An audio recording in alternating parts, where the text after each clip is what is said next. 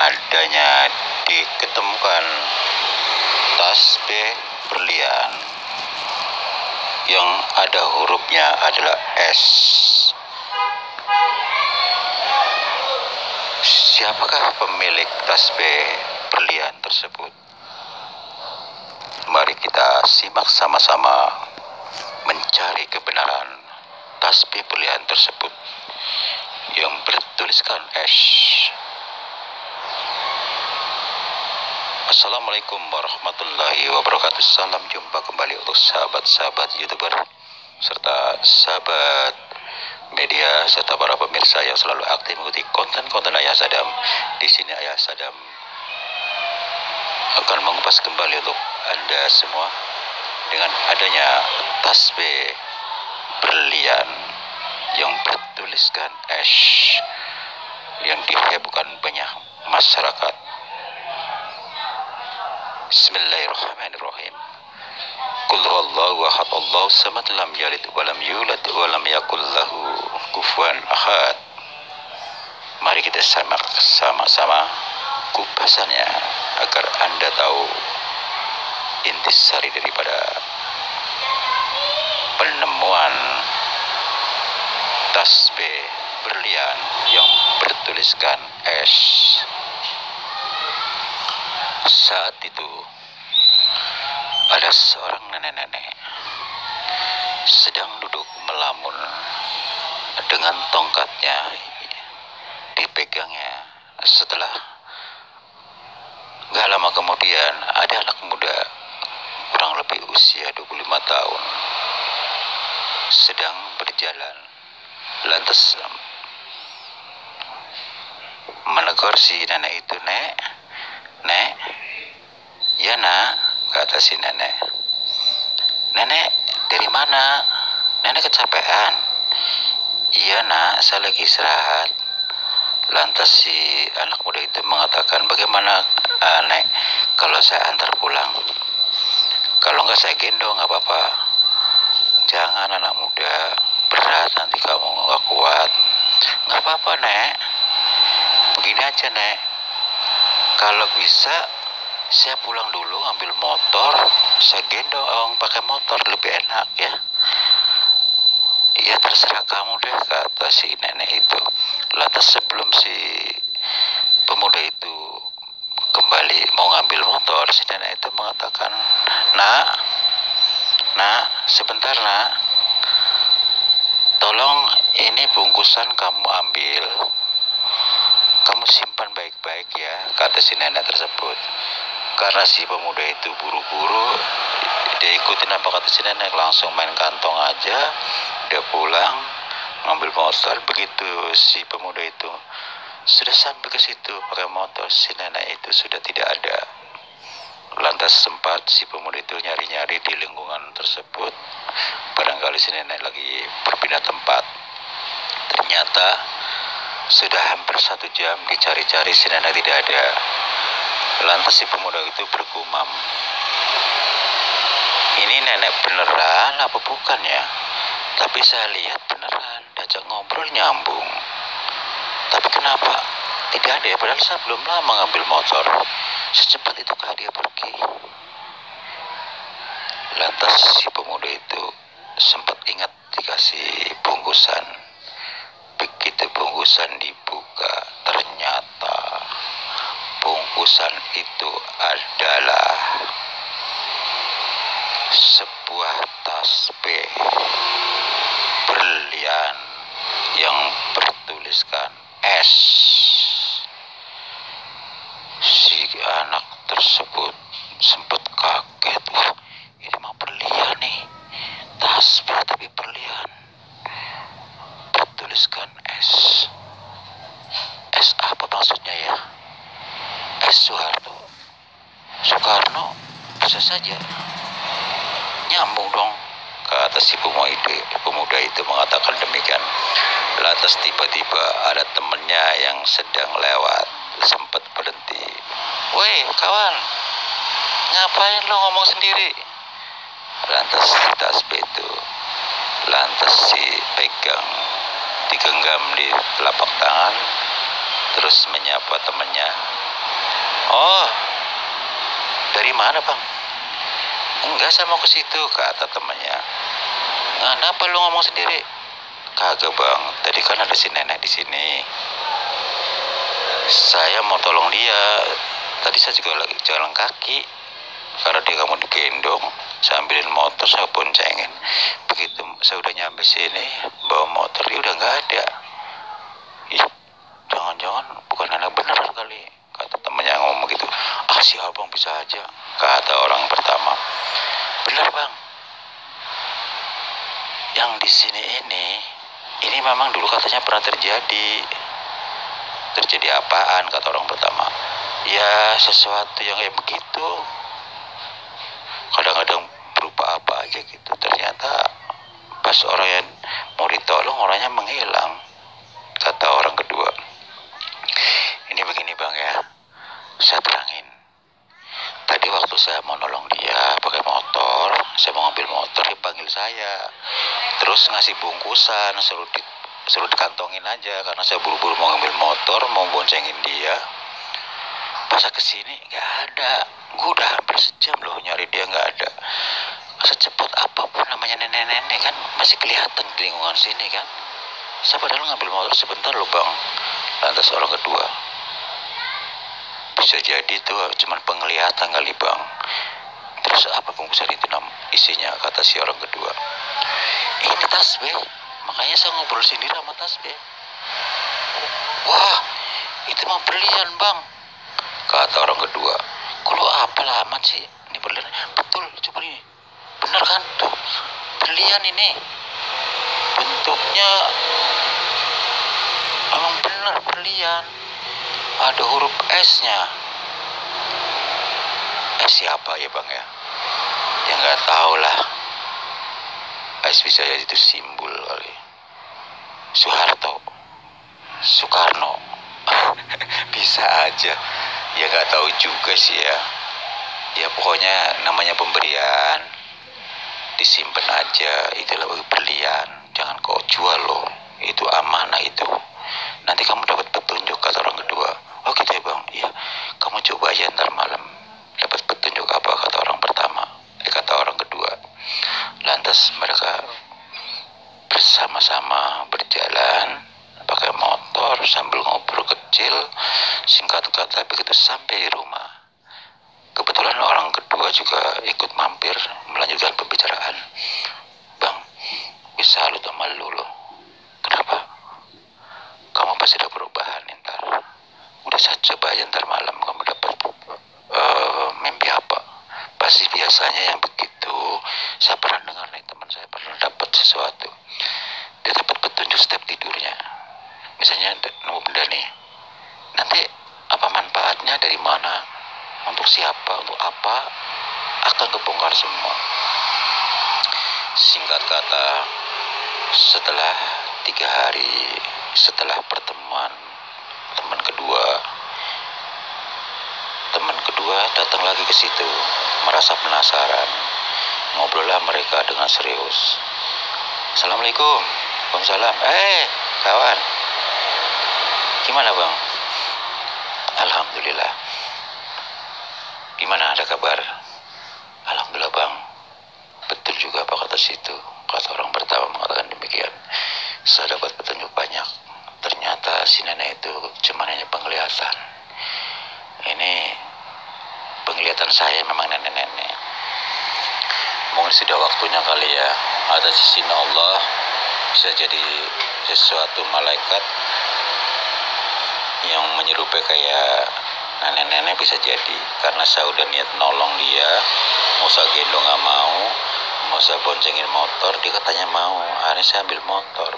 Begitu saya mau ngambil motor, dia ngasih bungkusan. Udah saya kantongin aja, saya langsung buru-buru ambil motor. Pas saya mau nolong, dianya udah gak ada. Barangkali ini sudah jalannya kali bang, kata orang kedua. Terus apa lagi fungsinya? Coba aja, kamu punya ini gak? Gue tebak nih, semua keluarga kamu saya bisa melihat jarak jauh, sampai keluar negeri pun bisa aku baca. Jadi pada kata saya melihat di layar kaca tanpa pakai CCTV. Wah, hebat juga loh kalau orang kata orang kedua. Gimana ceritanya bang? Entahlah bang, saya juga nggak tahu ya. Ini gara-gara ini. Asal muasalnya tadinya kan saya biasa-biasa aja. Lantas coba bang, ambil pulpen. Saya juga masih penasaran. Saya akan tulis sesuatu. Nah, sekarang saya nulis apa? Saya punya bisa. Wah, hebat juga ya. Itu memang tulisan saya begitu. Cuma bagian kecil bang, yang banyak juga apa-apa. Lantas gimana bang? Ya saya kemarin hari kedua nih. Hari kedua kan tiba-tiba ada orang sakit sebelah, kesurupan. Cuman gue sentuh kepalanya, dia langsung siuman bang. Alhamdulillah, saya cuma niat karena Allah aja. Baca basmalah, sholat Fatihah, terus ayat kursi. Udah, dia siuman. Nggak lama, sebab itu aja udah. Alhamdulillah, berarti kamu benar-benar seorang spiritual muda ini yang sukses. Gue jadi ngirin jadi teman kamu benar-benar hebat, kata orang kedua. Ya saya hanya bersyukur aja bang, itu tanpa sengaja. Saya lagi jalan ketemu si nenek, terus saya ngasih tumpangan, barangkali capek mau santar pulang, saya gino nggak mau, dia mau pakai motor, saya mau ambilin motor, ternyata saya bawa motor ke sini, belum saya anterin dia udah nggak ada, tapi dia ngasih sesuatu sebelumnya. Apa ini karena jalannya seperti itu kali ya? Kata orang kedua, ya barangkali begitu bang. Kamu sudah niat aja udah termasuk punya niat baik. Dari awal sudah niat, sekalipun belum melakukan, itu termasuk udah niat baik. Kata orang kedua mengatakan begitu. Lantas seminggu kemudian, setelah dari mulut ke mulut, si pemuda itu dikenal dari seluruh penjuru, bahkan hingga sampai keluar kota. Banyak orang-orang yang pintar sekalipun yang dikenal pun sampai datang ke situ. Bahkan orang punya nama pun datang ke situ. Lantas si pemuda itu tetap merendah. Mohon maaf pak, bukankah bapak yang dikenali itu yang di TV? Ya betul. Saya hanya anak muda yang tidak ada guna pak. Bapak bisa sampai silaturahmi kemari, saya merasa dihormati banget. Ada apa ya pak? Sudahlah, kata si bapak itu. Sudahlah dek, saya ngerti kok. Anda orang yang paling hebat, seorang pemuda ahli spiritual. Belum ada, hanya kamu. Saya mendengar suara itu, makanya saya lantas kemari. Terus tujuannya apa pak? Ya saya juga pengen ngobrol sedikit sih. Ini kebetulan kan banyak tamu, simpel aja deh. Bisa berapa menit? Boleh silakan pak. Riwayatnya seperti apa? Ketemu nenek-nenek pak, simpel kata. Terus saya menawarkan jasa. Nenek tinggal di mana? Asalnya dari mana? Apa perlu saya antar?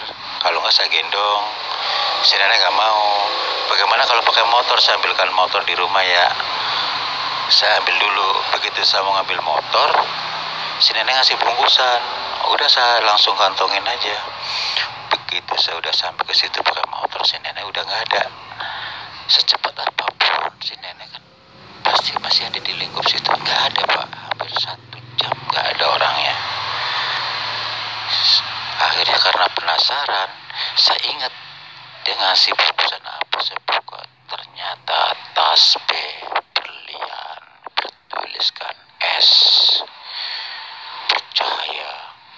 Lantas ketemu teman malah nyebut, apa lu di sini ngobrol sendiri, kata teman kedua. Lantas udah terjadi ngobrol sama teman-teman, karena emang saat itu juga saya belum dapat petunjuk. Alhamdulillah, alhasil karena sekarang udah seminggu lebih, alhamdulillah masukan dari hal itu sudah ada, semua ada di saya, asal usul tasbih ini dan amalan-amalan, ya alhamdulillah tidak lepas dari Al-Quran. Ternyata saya sendiri terus masih awam, Pak, hanya kontak karena barang ini barangkali. Lantas si pemuda itu bertanya kembali, mohon maaf Pak, ini mumpung ada sesepuh di sini, saya tidak bisa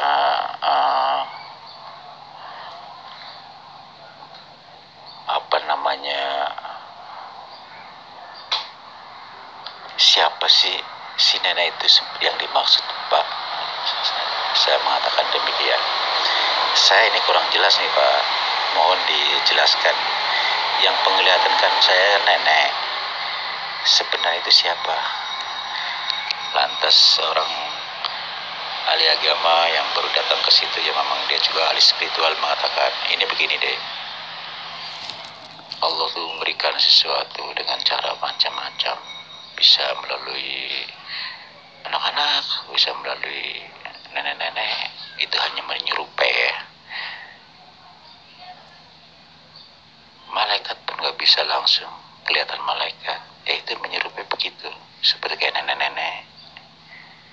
Berarti kamu sudah digariskan sebagai menjadi seorang spiritual muda, karena belum ada sampai saat ini. Saya mendengar dari semua penjuru, alhamdulillah, penyakit sehebat apapun datang ke saya, belum tentu saya mampu menghadapi.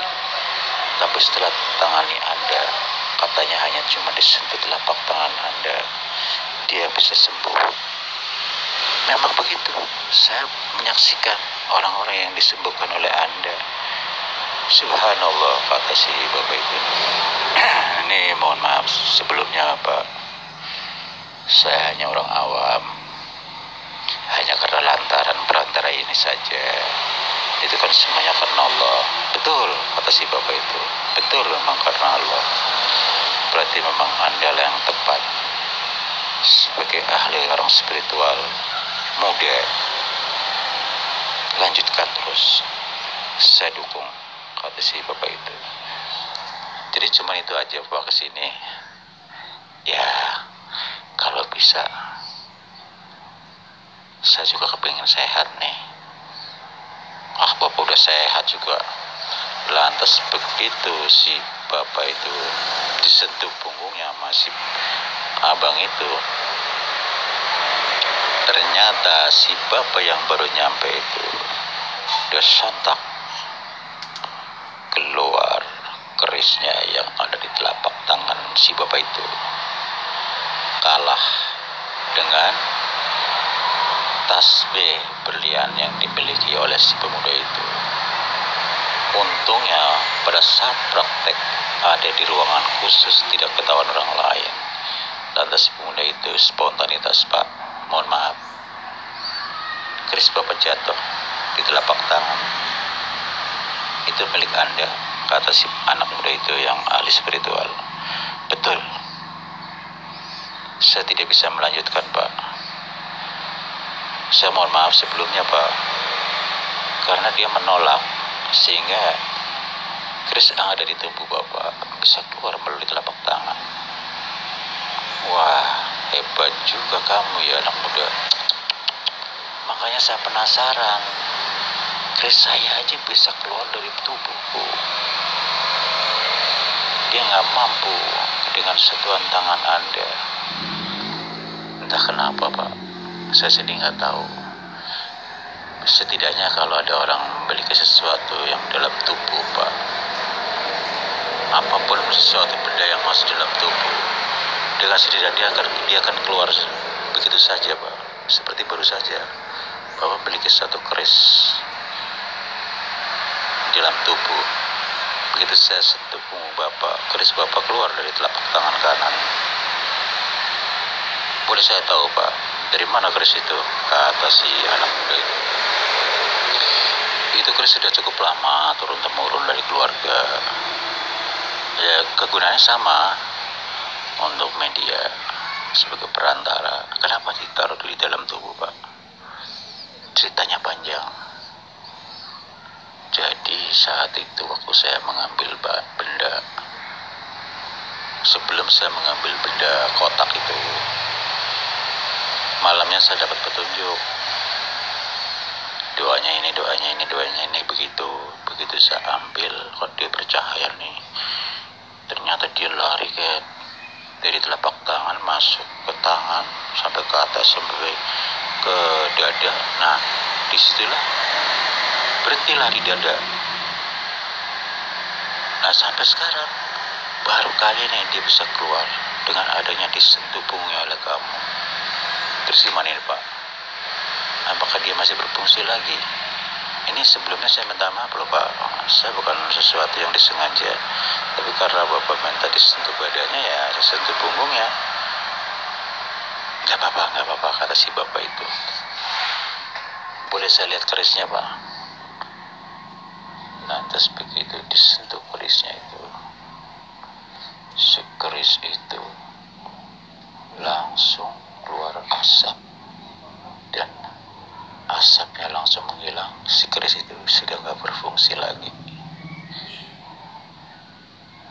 Lantas si Bapak itu mengatakan, loh, kok